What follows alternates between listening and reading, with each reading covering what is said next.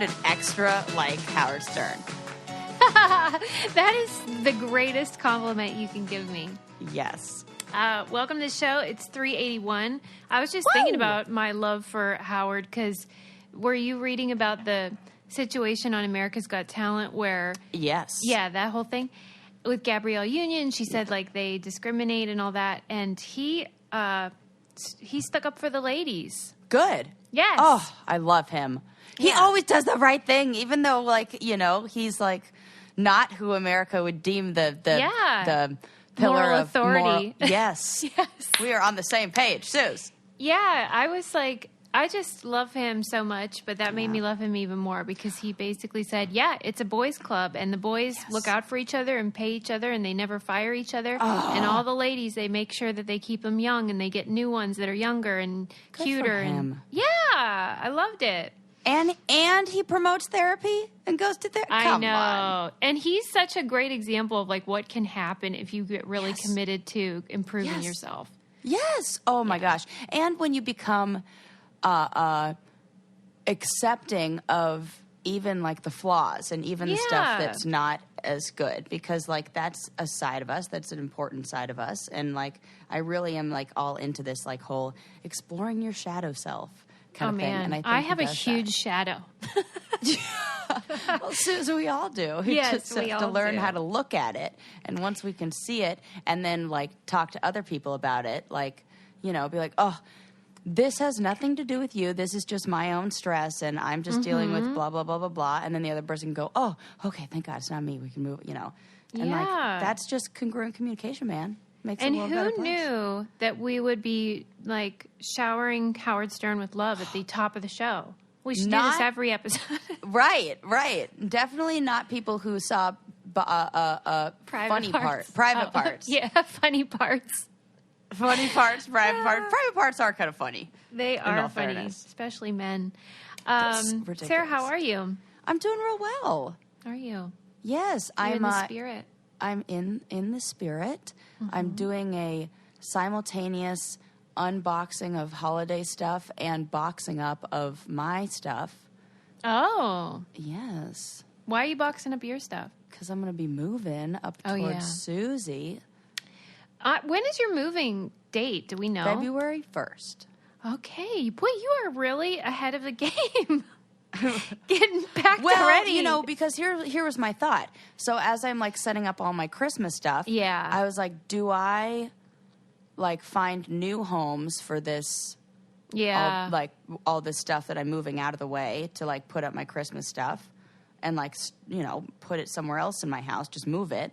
Or do I just use this as an opportunity to like downsize, get rid of a bunch of books, and I have way too many books, and then, you know, just like start packing up stuff since I have to move anyway. I don't want to do it twice. Figured this way I'll just do it once. That makes sense. You're very organized. I like that. I'm trying to, and then I'm just gonna move everything into the garage, and then I'm done. Mm-hmm. Mm-hmm. Yeah. And why rush, you know? Hopefully you won't have to move again for a while. Hopefully. That's what I'm really hoping for. I'm like going to be good. I feel like you just hung up those like decorative basket weavings. I did just hang those up. And then I was even like, I'm sitting here like, okay, I still need to put up curtains, like big curtains in my living room. But you've been talking about those damn curtains for months. Fuck those curtains. I hate them. So finally I was like, I'm not doing it. Forget it. I think that this is something that recently because I'm not a procrastinator, but everybody has stuff that they don't like doing that they do put off. Amen. And totally. If you can pinpoint what those things are, you can learn so much about yourself, I think. 100%. Right? Yes. Because you realize the triggers and hangups you have that you might not even be conscious of. Uh-huh. I love that. So even your shitty curtains can be indicative of self-improvement. Yes. Now I'm like, why? Right. What is it? Yeah. Well, it could be like, what is the reason? It's just a pain and you don't want to do it on your own, or what? Oh, you know what it is like, and I feel like I've said this a million times, but it's a big, huge, gigantic, like two ordeal. Sliding doors window, like a window that's almost like the side, like the whole wall. And So I have to get one of those super long curtain rods. And then they have the support beam and like the little support hook in the middle. Yeah. Well, so many people have like moved in and moved out and taken theirs down. Really, they just needed to install a permanent rod. And because they've taken it down and putting it back up, taken it down, blah, blah, blah, the drywall is all Oh, yeah, it's like cracking. cracked, and I can't use a drywall hook, so I have to have somebody come out and do like, or Okay, I wait. have to cut so into the studs. this is and not redo it. something you would normally procrastinate. Absolutely not. I've already okay, made the okay. attempt twice, and it's turned into a bigger part because I'm Okay. like, oh, for Christ's sake! But I hung up the other curtains in my other bedroom, and Oh, okay. So I thought that this was something you always put off. So in no, this case, no, then this is a situational yeah, procrastination. all we're learning is you hate your landlord. This is true, and the good thing is, I got a new one. The place, right, they I sold got a it. new one, and that's why I'm like not signing a new lease because I'm like, yeah, I'm just gonna move. All right, Too many things that I'm well, like, we would like didn't to make a lot of headway, but at We least didn't, we know but I now. feel better. Well, I wanted to begin the show just with an update that I went out of the house, which was exciting last Ooh. week, and I went to Phil Rosenthal's movie night, and I saw Ford versus Ferrari. Oh, I want to see that so bad. It's Do you so remember when we good. talked about this a million years ago? No. We totally did because my brother told me this story. There's a podcast episode, literally hundreds of episodes ago, my where God. we talked about this for like a minute. Get out of here. Like the Yes. story of how Yes. Ford, oh my God.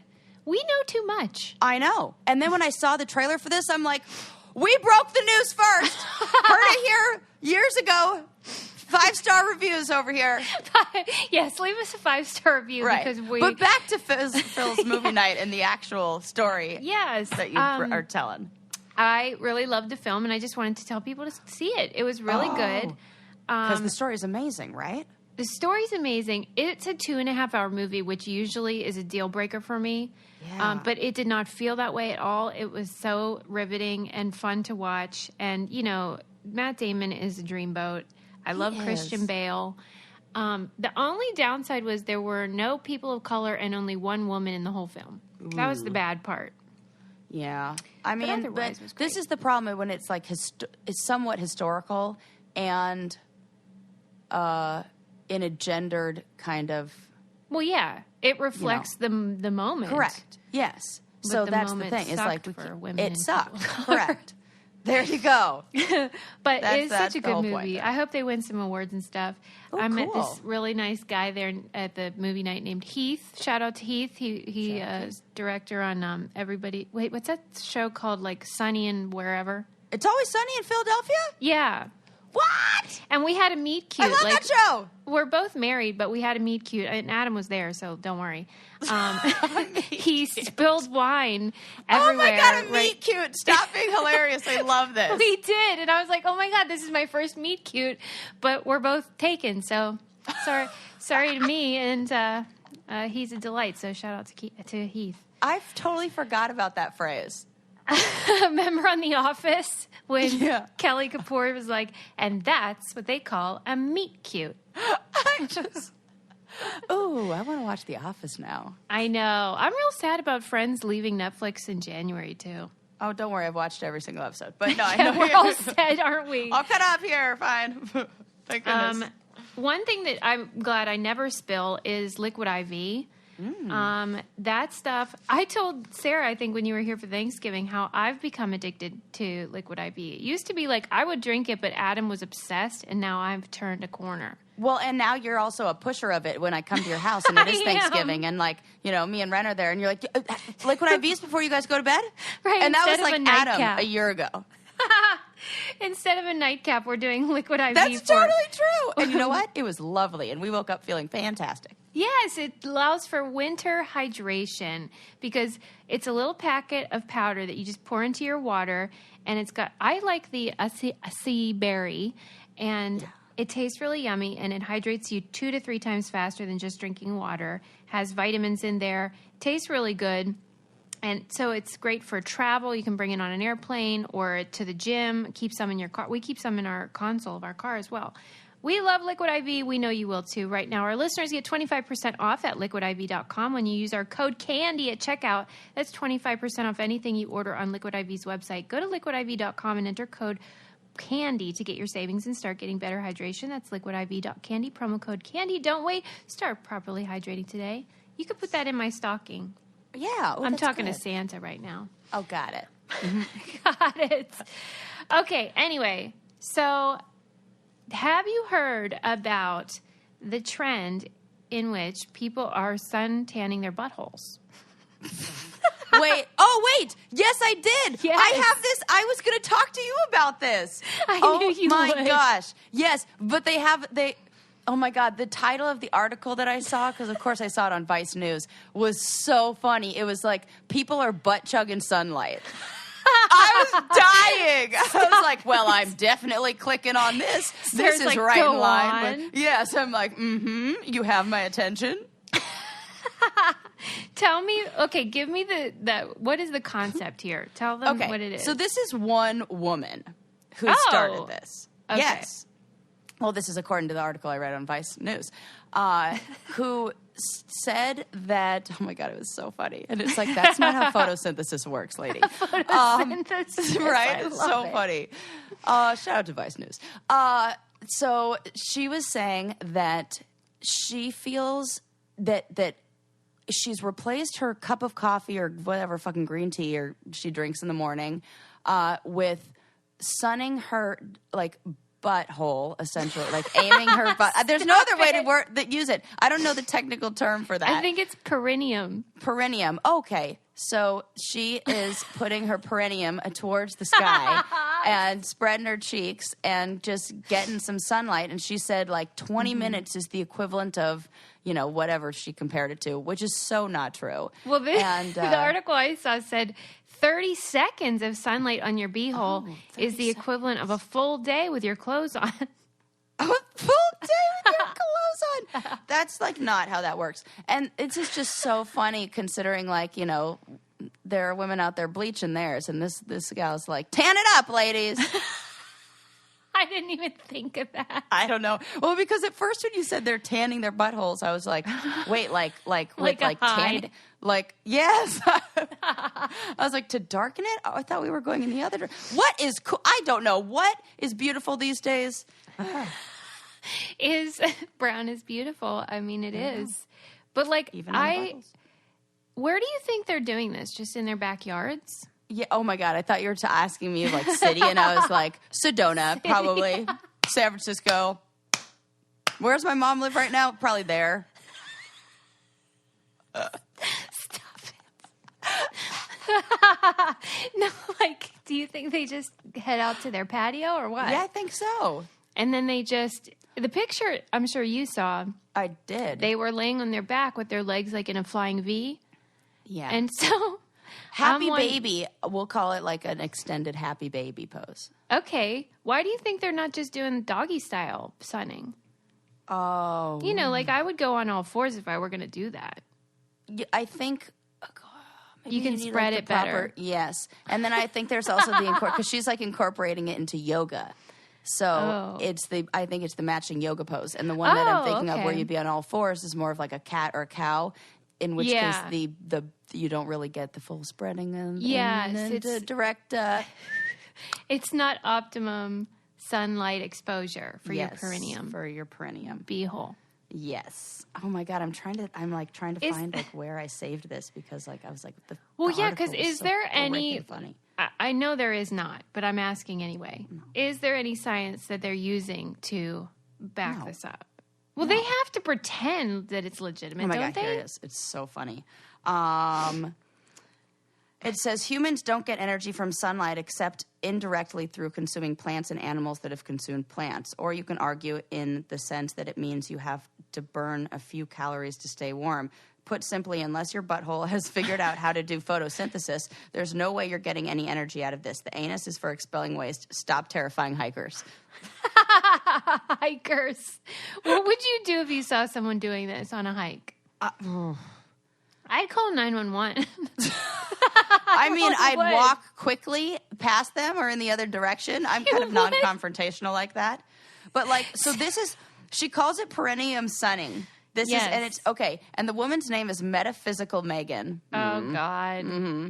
And she said, for the past few weeks, I've included sunning my bum and yoni, which is, a nice word for your lady parts, into my daily rising routine. How privileged does that sound? Ugh. Of course. Get out of here. And for you to even have the space where you could do this, where you wouldn't get arrested for exposing yourself in public, is also, like, let's talk about what's... Yeah, like, what if somebody in the inner city went out on their balcony and could you imagine?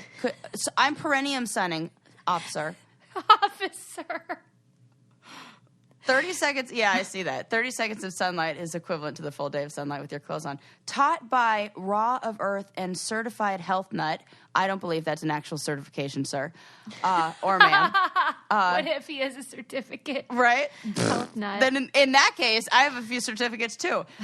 Things I've noticed personally in my reality since I've implemented this. Surges of energy almost immediately. Better sleep. Better connection to my sexual energy and control of my life force. So much creativity flowing through my life. Attracting my desires and intention with ease. Attracting soul tribe and you love that. No. And people who are on the same frequency and wavelength as me. I'm spending a maximum of 5 minutes in the morning doing this. Raw of Earth teaches us that 30 seconds is more than enough sunlight exposure down there. It's truly more energy than slamming a cup of coffee. I had to read that. It's too funny not to. I don't understand why she can't have coffee and sun her beehole. I mean, it seems like you could do both, Well, you can have it all, lady. You really can have it all. You really can. Man, it's butthole silly. coffee balance. It's just like there's always something. Yeah, I know. And my only thing my argument here is like if she believes that does that and she's not hurting anyone, then you know what? Tan your beehole. Go ahead. Aim it at the sky. Yeah, sure, lady. whatever. But what I don't like is this is like anything. When people like prescribe it to other people as like, this is the way, this is the answer, blah, blah, blah, because it works for you because you believe it works. And, like anything, like a diet or like whatever. It's like there are a million things that can work, but whatever you believe will work will be the thing that works the best. Yeah, I mean, given my background in education, I am fascinated by people who seek out these practices and rituals because, they perhaps are missing that in their life and that brings them some fulfillment and stuff. And as you said, I certainly don't care what you want to do as long as you're not hurting anyone, but it is curious. And also it bothers me that it is based on nothing. Yeah, well, they try to say it's based on, like, some ancient Taoist belief or whatever. I don't know. They love saying ancient. Being ancient does not authenticate something. Uh-huh. What if it's, like, outhouses, the ancient technique of disposing of your human waste? Ancient. Like, some things we should just leave in the leave. Yeah, they did a lot of stuff back then, and we ain't doing it because we know it's stupid. I'm good. I'll tell you what's not stupid. All of our amazing clothes from Just Fab. Ooh, yeah. We were in just fact, talking that about picture you just posted, I was like, ooh, I love that outfit. And it's all Just Fab. Post? The one of you and me, and I'm wearing like my Doc Martens and my dress. When I posted that, I thought, I think that's one of her Just Fab outfits, and she looks so cute in it. Thanks, doll.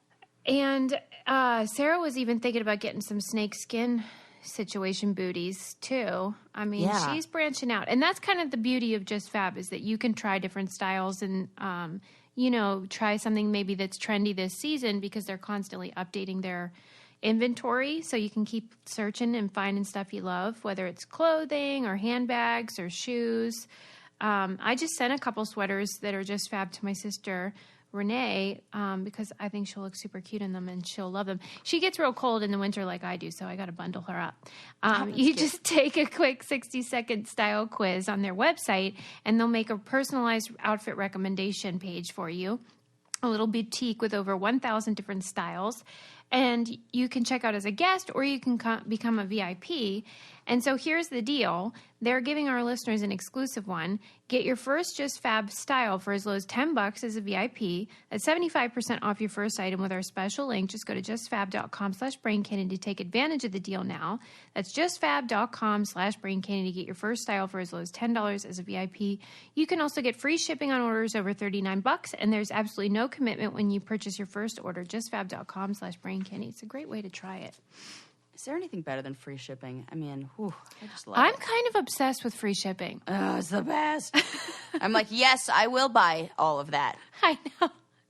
I spent Free shipping, I'm in. You know, on Cyber Monday, that's a big thing is and I just think, what do I need? Because I don't know, there's something, but you feel like you're getting a special situation when it's free shipping. I know, I freaking love it. Anyway, I'm not sunning my butthole, so that case is closed. Me neither. I mean... What do you think about, because this kind of made me think of that whenever we were talking about the religion component. Are you familiar with the, I think it's called Peloton or Peloton? Yeah. Yes. Do you know anyone that does that? Yes. Tell me about what the deal is. Well, I mean, it's a membership. Fancy-ass bike that gives you a membership to, like... Live. I mean, it's really exactly what we like. What's the heck is our open fit? Open fit. Thank you. Yeah. You know how like I was telling you last time that this is like you can do it live. Yeah. You can do it live, and they were like, hey Sarah, like it's like that, but on, like, riding on a bike. It's like basically being at a spin class, but the spin class is in your own house. I was reading, but it's like real fancy. Yeah, people love it. And I read it in the Atlantic about how it has a religious feeling. Yeah. It's not religious at all, but it almost simulates that feeling of community and empowerment and encouragement that you get from religion. The same as Soul Cycle. Yeah. All those kind of places. What do you think about that when people sort of use something other than religion to be fulfilled in that same way?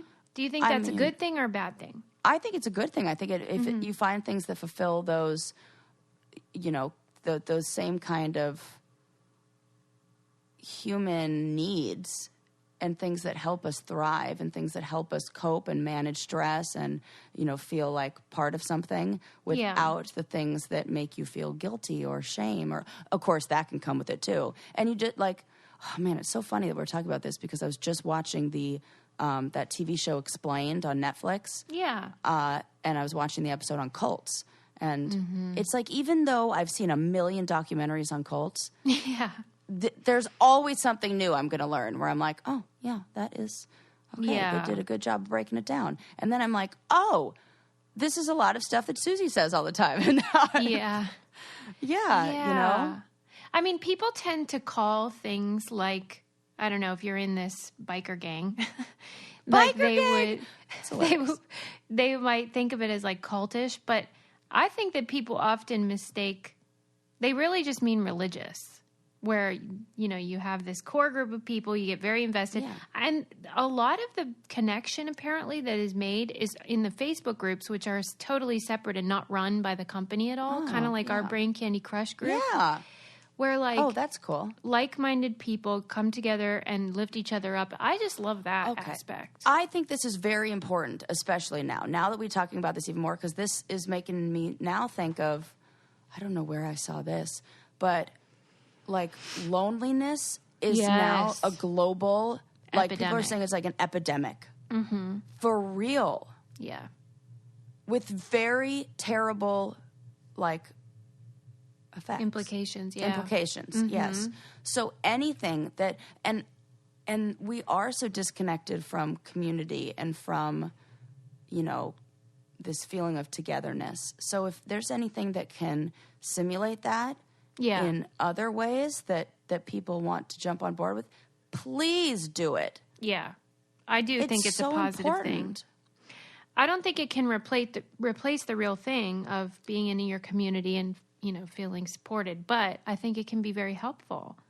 Yeah, well, and that's the problem when the online community, there is like that law of diminishing returns, where it gets to a certain point where what you really do need is human, like the online connections have replaced your human connections. And so like you avoid Thanksgiving dinner with your family to go talk to your friends online, but you can't get the same sort of, like, if you almost think of it as like, I don't know, collecting like mental health power-ups, like online chats can give you 2 little, good little feel-good points, and a really like human connection in real life where there's eye contact, touch, all those kind of things will give you 50.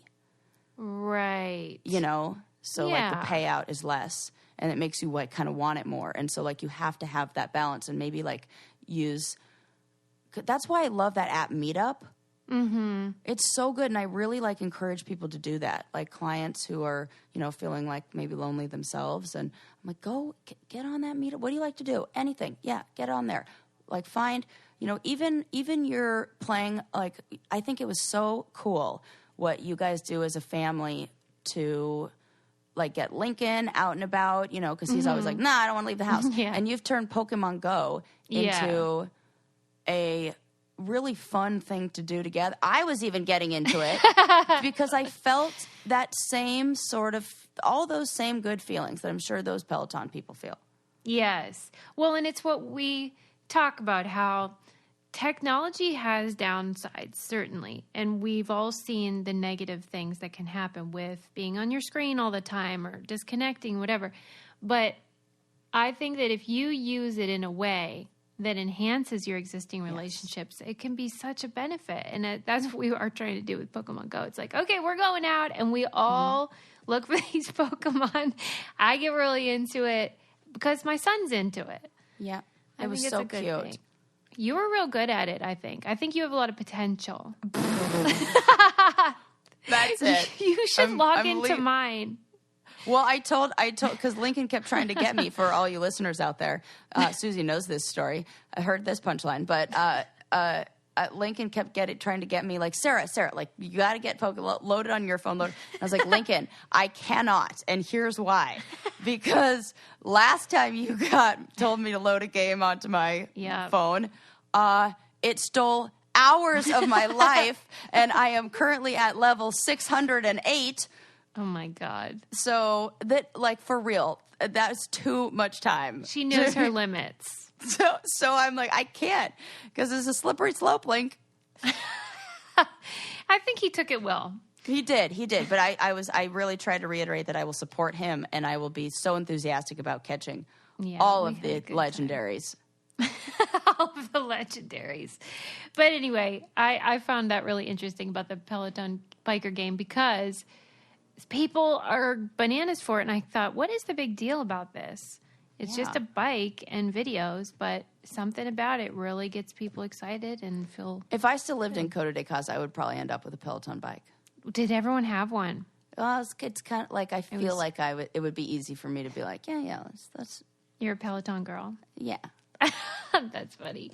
I don't know why. Okay, changing the subject. Yeah.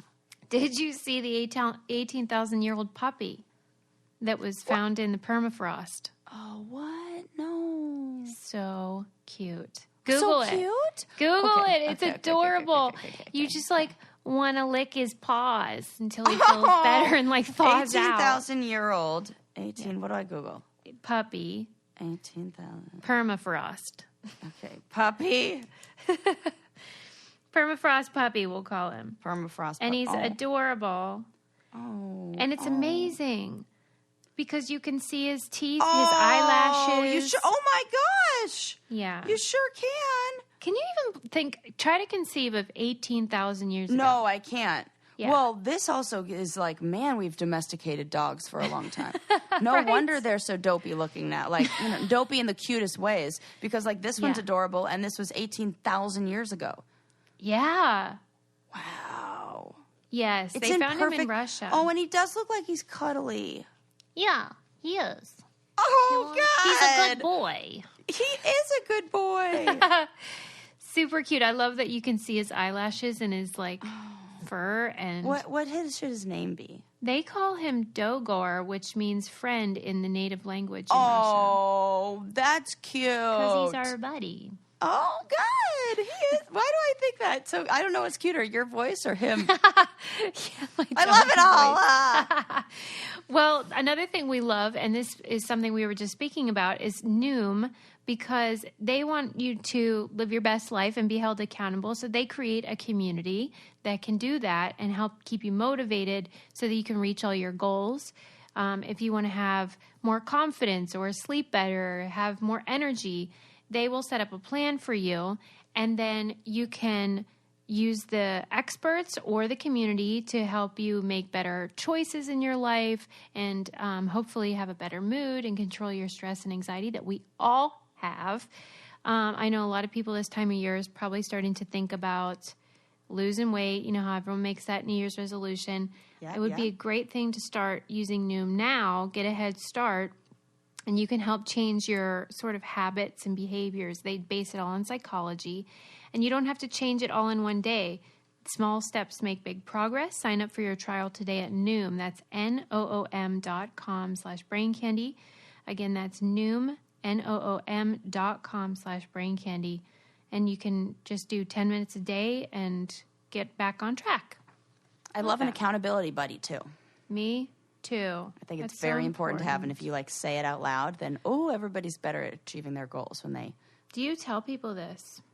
Yeah. I mean, that is good advice. Find somebody who can, or it's write it down. Yeah. Put it and oh my gosh, I keep thinking about the woman who you interviewed. Mm-hmm. What did she?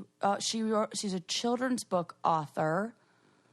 She did Jill Twiss. Yes. And she rewarded herself with penguin stickers. Yes. So I love that. So funny and I think that is so good and such a good idea. And it's amazing what we'll do for those little tiny things. I think because cool one. I mean, I even enjoy just crossing something off my to-do list. Well, and you know what? Oh, this is so fun. I think I learned this in my supervision group. One of the girls in my cohort said that she likes to write down even things that she's already done, which I like to do. And instead of calling it a to-do list, call it a ta-da list. Oh, that's adorable. And you're like, ta-da, look at all the stuff I did. And it makes you cool. feel better and more accomplished in your day. And so to reflect and it's also it's just a good practice. So if you're worried I hate writing to-do lists, it makes me feel so guilty for what I haven't done, throw away the to-do list and start writing a ta-da list. That's really cute. Yeah, I thought so too. I mean, where did she get that idea? Do you think she just came up with it? I don't know, but I just love it. Right. Well, I didn't know that some people hate to-do lists. Well, I think some people can feel like if they don't, or I shouldn't say they hate it, but it becomes a stressor, even though you're not aware of it, where you're creating this list and then to stare at the things that you didn't get to. It's one thing if you can accomplish all of them and it really helps you. Yeah. But it's with everything. What's the intention behind it, and how does utilizing that tool make you feel and leave you feeling in the end? Yeah, and so sometimes it makes them feel like I still am not enough. Correct. If they didn't do, okay. Are you a perfectionist? Is it a perfectionist we're talking to here who now is oh my, I look at all the stuff I didn't get around to, That's cool. So they changed it to be a celebration of here's what I did do. Yes. Love that idea. I think even just changing the name, you can even make it still a to-do list. Write down the stuff you need to do, but then just call it ta-da list, and it's changes your relationship to the list. That's a great idea. Just a little idea for you. I read this thing Ta-da. about, I think this was also from The Atlantic. It was about, or maybe it was in New York Times. It was about people's morning routines, and I had never aside from perennial sunning. Right. Besides that, and when you were just talking about that she called it what did she call it? Her rise routine or something ridiculous. Yeah. Whatever. Yes, rise. Yeah, but not unlike that lady, we often hear these stories about this person, Bill Gates, gets up at 2:30 and has a yogurt from Greece, whatever. And And they've almost mythologized the way that successful people handle their mornings. Mm-hmm. And so this article was written by someone who really hates mornings, which is a lot of people, right. And was sort of like, is there really something to this? Like, can you be more successful if you button down and do this morning routine? Are you're a morning person, or no, you're more of a night person, huh? I am. I do get a lot, and I think that's it. Like, I get more energized at night, but it doesn't take me long. I am definitely more productive if I get the wheels churning early in the day. And I like to surround myself with people who encourage a morning routine, like you, who like, I really, really like that you like get ready and you're like when you leave your bedroom, you're like ready to go for the day.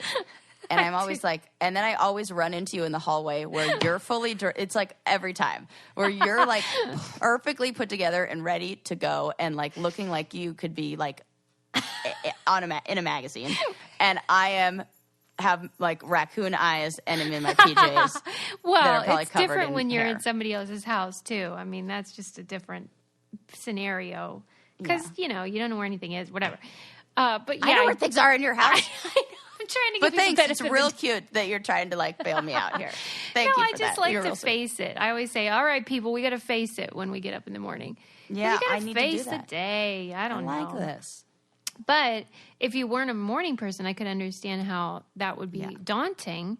Yeah. And so it was sort of saying this is all phooey and that people should do what they want. But one thing that I did take away from the article that I thought was good advice was if you do not care about something, you should routinize it. So, like, let's say you don't really care about what you eat for breakfast. Like, it's not your big meal of the day. You don't really mind. Just make it the same every day. Oh, so totally. You don't have to think about it. And they were encouraging people to do that about whatever they don't care about. I thought that was good advice. It's so good. And I feel like I say this all the time. Like this has come up in conversation so many times. But Obama had somebody who picked out his clothes every day because he understood that if you only have a limited amount of decisions you can make in a day. He didn't want to waste energy making decisions on things that didn't matter when, you know, he's got the whole world to, you know, well, America and all. Yeah, if you can limit those mental taxations, then you could have a better day. Yeah. And so, I mean, every person would be different in terms of what they don't care about, but I still thought that was a good nugget of wisdom that, and we kind of talked about it the other day when we were talking about how Zuckerberg does the same thing. He wears the same fucking hoodie every day. Yeah. And that's a real privilege that most people couldn't do. But if you don't care about your outfit, then maybe you could wear something similar each day, almost be a uniform dresser. Yeah, I think. But don't make it a hoodie. That's ridiculous.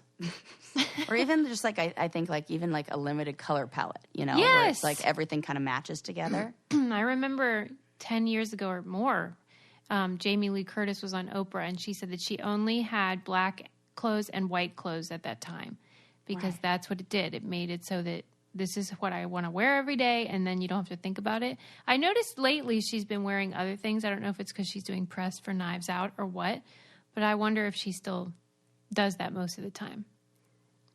You don't hear many women doing things like that. Right. It's usually men. Yeah. Yeah, I can't think of any other example. Well, Janelle Monáe, she's like black and white, but that was like more of like a fashion. Kitschy. State. Yeah. Like, well, here's the thing though with night people, like if you would consider yourself an evening or night person. Yeah.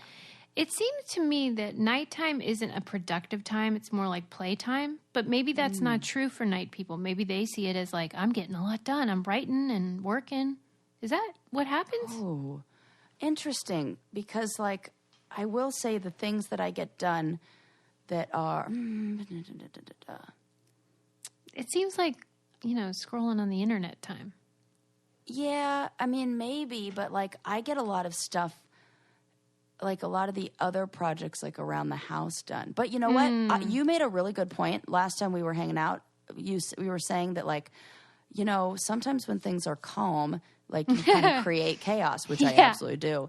So sometimes when it's like, I felt like I was productive during the day and then I'm like, okay, like I'm good. then I carry that over, and I'm like, well, then I just got to get everything done, and I make sure I do everything on the to-do list, and I'll start a project, like I'll, put up all my Christmas decorations until 2:00 in the morning. This is what really happened productive. with Sarah. So we had worked all day, and then she was staying overnight, and the next day was Thanksgiving.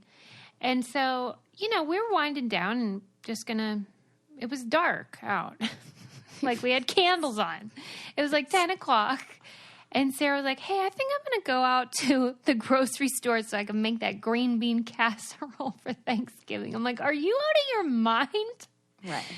But I think that Sarah was almost looking to keep that momentum going, rather than embracing the wind down. Right.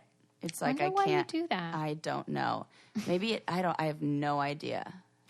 I loved it though. Well, you know what? Actually, maybe I do, because I was just talking to my mom about this the other day, and she was talking to me about, like, she got asked out on a date, and then, like, she went on a date with the guy and had a really good time, and then he was like, oh, I got to paint my house tomorrow, but, come over while I'm painting, and, it was totally like a come over, like, make lemonade, like, let's, not paint kind of probably invitation. Right, Netflix and chill. Right, totally. Mm-hmm. And her response was, oh, I will not be coming over while you're painting, because I understand when there's a project, you got to keep it going until the end and you got to finish it. And my mom was retelling me this story almost like she's proud that she has this work ethic, which is totally great. But I was like, whoa, slow down, Mom. This was not the intention behind, and we get it. You can, and then in that moment, I realized that, like, that was the thing that was like praised in my house was productivity and going until the wheels fall off. Like, you don't take a break. And my mom would call it set life. Like, working on set. Like, you go from the time that you start, like, you don't wrap until the job's done, and you're not moving until it's, like, you don't stop moving until it's done. There's no break. There's no, like, you don't take, like... Yeah, so she's made that virtuous in her mind. Yes, and so I realized, I was like, wow, okay. So I have to remind myself all the time of that wood chopper story that I love to tell. Of how, like, he wins the contest because he takes breaks to sharpen his axe. And you have to sharpen your axe. And I often am swinging with a rusty blade. Like, oh, I love your rusty blade, Sarah. Oh, you're so sweet, Suze. But hanging out with people who encourage those things, who have good balance, I recognize that, and it helps slow me down. Like you, like Ren, he's really good at having a routine and, like, dedicated to, like, washing his face every night. And I'm like, oh, God, now I do. Like, imagine that. Right. Okay. So that'll be a good influence. Yes. And so I love that. So, like, I just need, like, a little hint of like, oh, right. This is, like, it's okay to just relax. Aww. And, right. So, well, I'm certain that Joybird uses non-rusty blades when they make their wood, because they have such high quality wood pieces on their furniture, as well as the fabrics. If you guys haven't seen them, we post them a lot in my pictures and sometimes Sarah's as well. Joybird furniture is so nice, and you can customize it. So you can make it whatever color you want, bubblegum pink, or heck, get some fluorescent. I don't care. Ren speaks very highly of that pull-out sofa. Oh my gosh, yes. He goes, hey, is this Joybird? And I'm like, yes, it is. It's very good. Point. It's super comfortable. So comfy. Yes.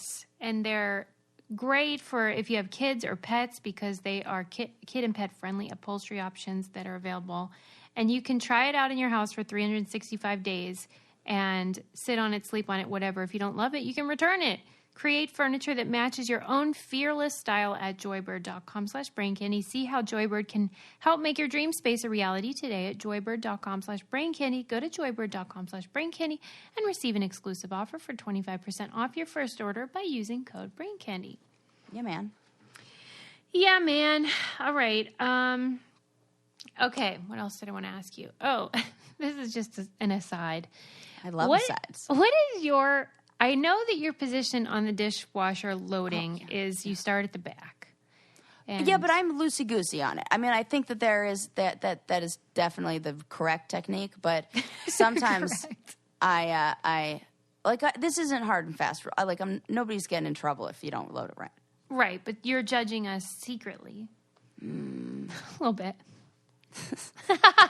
But if I judged other people, then I would have to judge myself in those moments where I just throw it in or whatever. All right. So you're not strict about it, but your preference is load from the back. Yeah. Are you? It's what I aspire to be.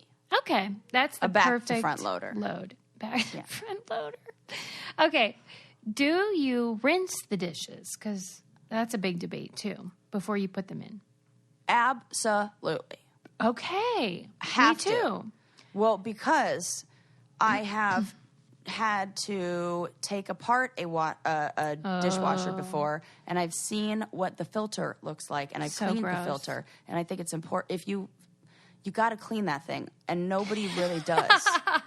And so I think if you saw what happens when you, like, the result of not rinsing them thoroughly, then you'd be like you're really extending the longevity of your dishwasher, and you're making it so you don't have to clean it as frequently, and so that your food, it doesn't have that mildewy smell.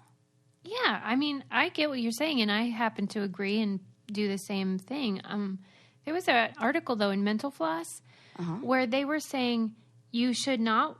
I've heard that you shouldn't wash them for, like, the environment because it wastes water or whatever. Right. But this was saying you should not wash your dishes before you put them in, because these special dish detergents that we use now are designed to detect, like, crap on your plates. What? And so so they, like, work harder. And maybe it's actually the dishwasher, not the dish detergent. But something in there has some sort of sensor. And if you do not have dirt on your dishes, the cycle will be done sooner, and so they'll still be gross. Oh. What do you think of that? I can kind of see that with these new, kind of things like that. They should really let you know better, though, because I sure didn't know that. Yeah. Well, Maybe you should just take a big dump on them before you put them in for the best possible clean. And now that I think about, like, being like rinsing it off, it's more of I'm a scraper into the trash can. That's allowed. That's what I do. Because what else are you going to do? Put in a big ham hock in there? I mean, you got to dump it out. Yeah, exactly. And you got to, like, scrape it off. Sometimes, like, I'll just give it, like, a quick rinse. Only on, like, especially on stuff, like, I feel like chili, big, like, that That's like, so stays on my bowl. Well, I know, because I just made chili, and I was, like, left my bowl in the sink, like, big scraped mistake. it out, but I just left in the sink and didn't get it, like, wet Like first. concrete.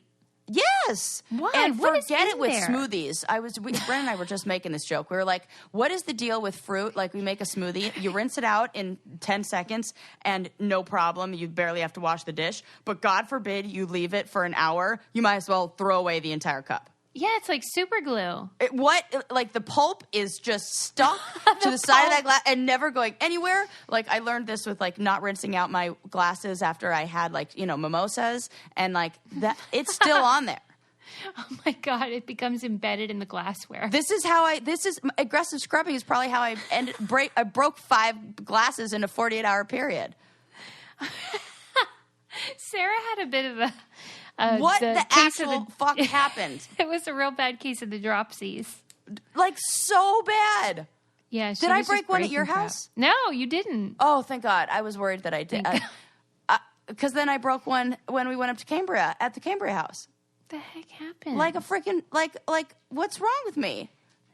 Is it that mercury thing you guys talk about? No. Here was my what I think happened is, it was my period started like right after I stopped. Like, I was breaking things for like 48 hours, maybe a little bit, 72 hours. And then, like, after 3, like, then all of a sudden my period started. And I have heard that your depth perception, like, something changes in where, like, everything's just a little bit off.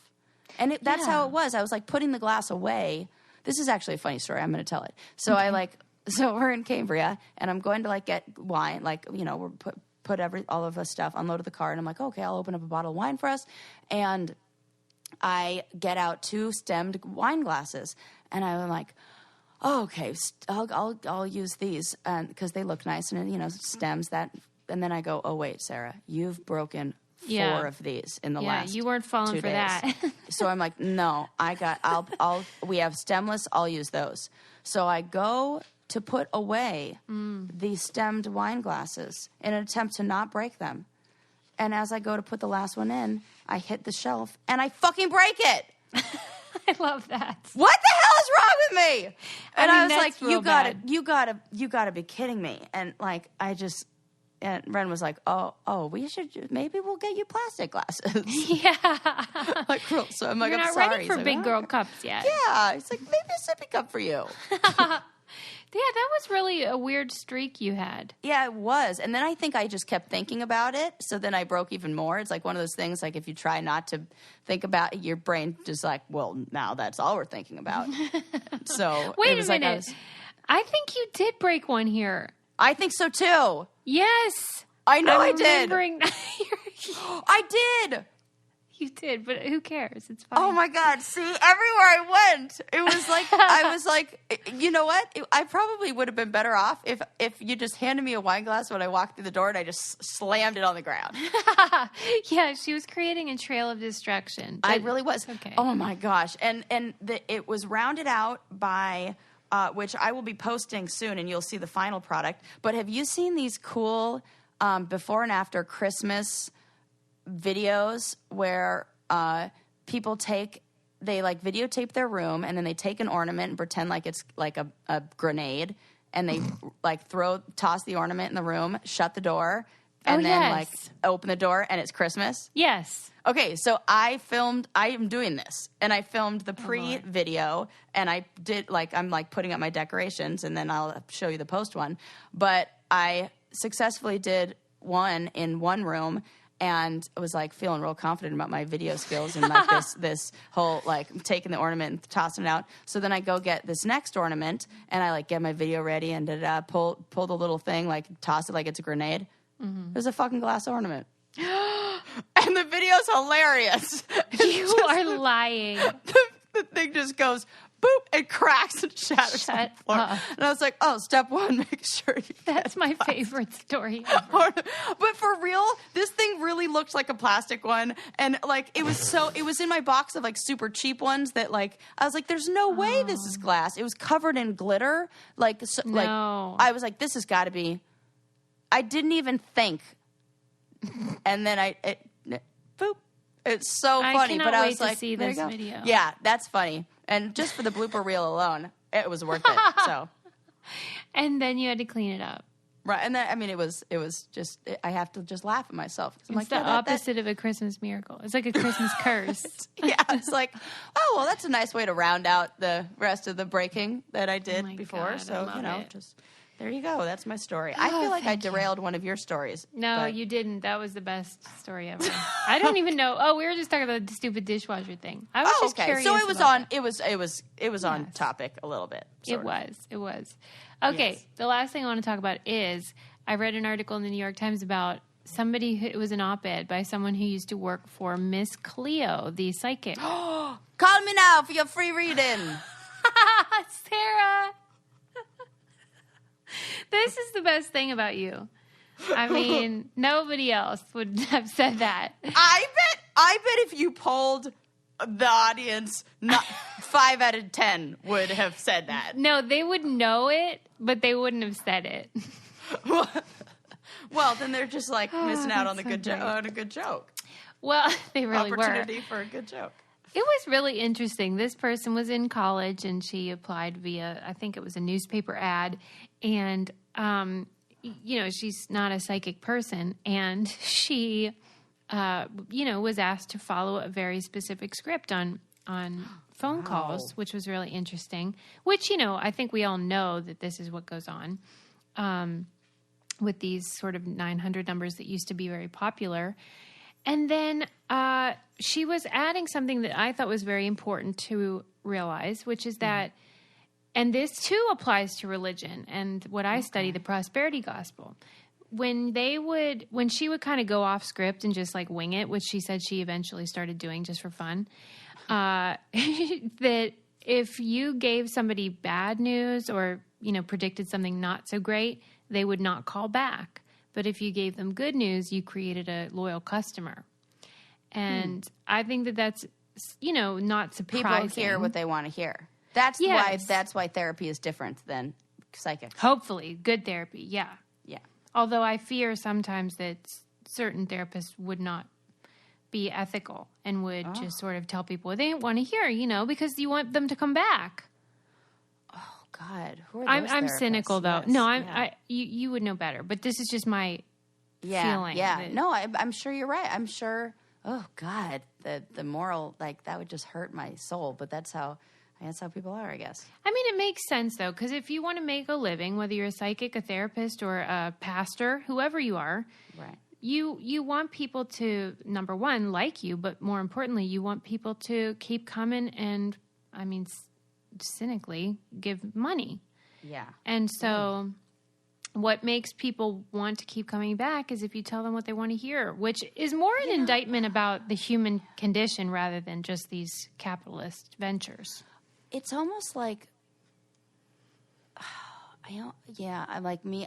And maybe this is just because I'm like brand new in the industry, but I almost feel like there's an understanding that I want to work myself out of a job in a way. Like, I want them to, and I feel like then what you get in return is they tell everybody, like, because change is so easy to recognize in other people, and you're like, wow, you look real happy. What's happening? Oh, I'm going to this new therapist. Oh, really? I've been looking for a new therapist. Blah blah blah. That's and true. So like I can get 5 good referrals from one client who I feel like I've helped in a really, Yeah, and also if they're coming in wanting change to begin with, like, it doesn't, even if I tell them what they want to hear, it won't improve their life.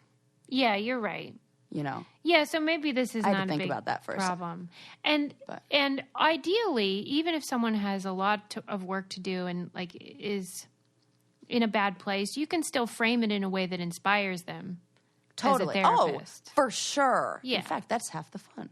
Yeah, so it's not the same in that respect. Yeah. But with these people, I mean, they're vulnerable. For sure. They're looking for encouragement or at least validation, and that was being exploited in this case.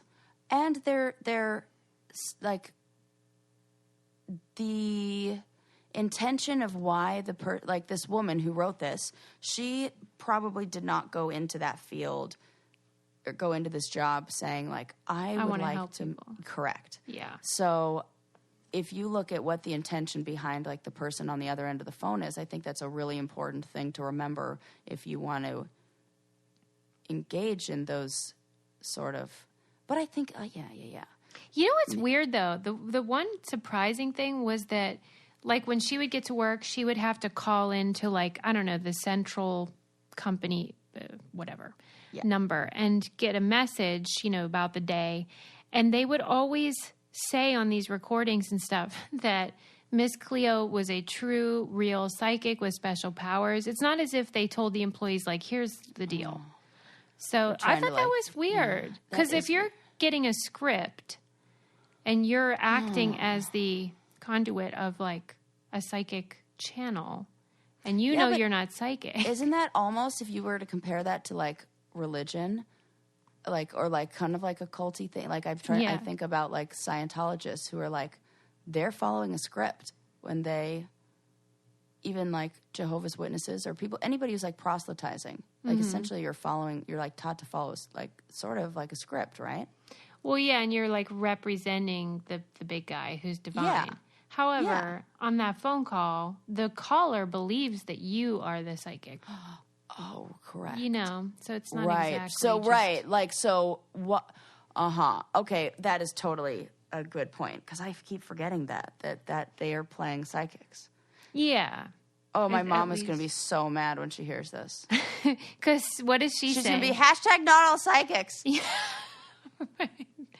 Right. I mean, she should start one of these since there's clearly a void she's on in the California's Best Psychics, but she's been like like they have like they almost do. You know how they have like secret shoppers who go into stores? Yeah.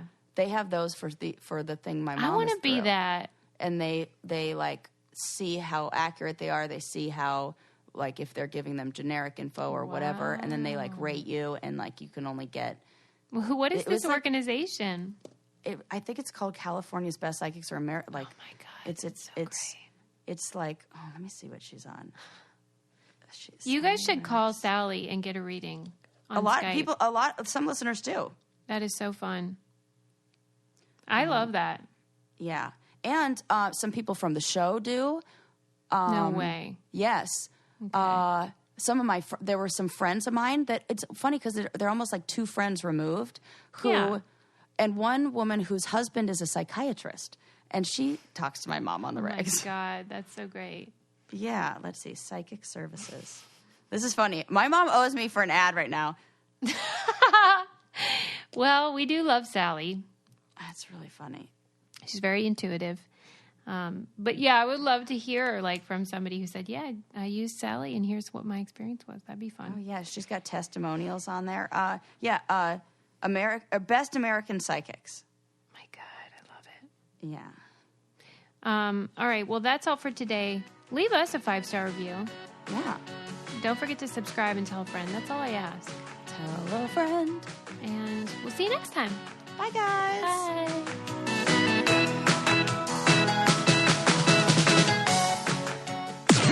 This podcast is brought to you by Wave Podcast Network. Check out all of our shows, including the Brain Candy Podcast, I Don't Get It, Coffee Convos, and Let's Talk About It.